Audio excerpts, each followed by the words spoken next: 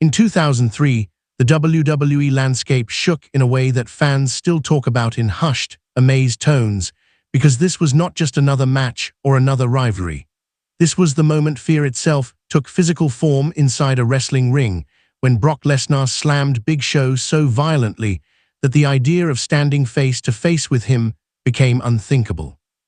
Big Show was not a small man, not a weak man, not someone who could be intimidated easily.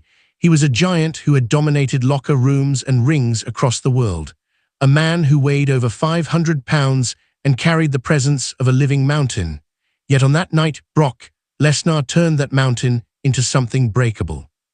From the moment Lesnar walked toward Big Show, there was a shift in the air. The crowd sensed it, the commentators felt it, and Big Show himself felt something he had rarely felt before: uncertainty.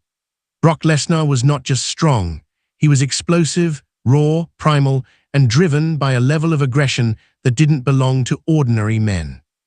When the two collided, it wasn't a test of skill or strategy, it was a violent experiment to see what would happen when unstoppable force met immovable object. And the answer came in the form of one of the most shocking slams in WWE history. Brock Lesnar wrapped his arms around Big Show, and in that instant logic disappeared, because no one was supposed to lift someone that size, let alone slam him with authority.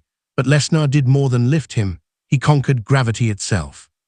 The ring shook, the crowd erupted, and Big Show's expression changed from rage to disbelief to something far more dangerous: fear.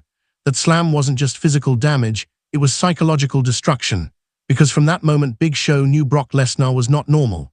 Every time Brock stepped forward, Big Show hesitated. Every stare down carried the memory of that impact, the echo of the ring bouncing beneath his body, the humiliation of being reduced from giant to victim. Brock Lesnar didn't just beat Big Show, he rewrote the rules of power in WWE, showing that size alone meant nothing when faced with pure, uncontrollable strength. Big Show had been chokeslammed, speared, and battered by legends, but never before had he been manhandled in a way that made him question standing his ground.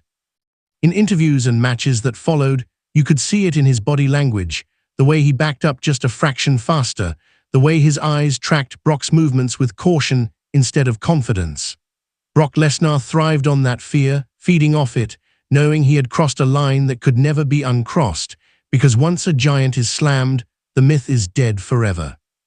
Fans still replay that moment not just for the spectacle, but for what it represented: the birth of Brock Lesnar as a monster who could break anyone, even the biggest man in the company. Big Show would continue to fight, continue to compete, but that night in 2003 lived inside him every time Brock's music hit, a reminder that fear doesn't always come from words or threats. Sometimes it comes from the sound of your own body hitting the mat harder than you ever thought possible. That was the night Brock Lesnar didn't just defeat Big Show, he redefined dominance, and the WWE was never the same again.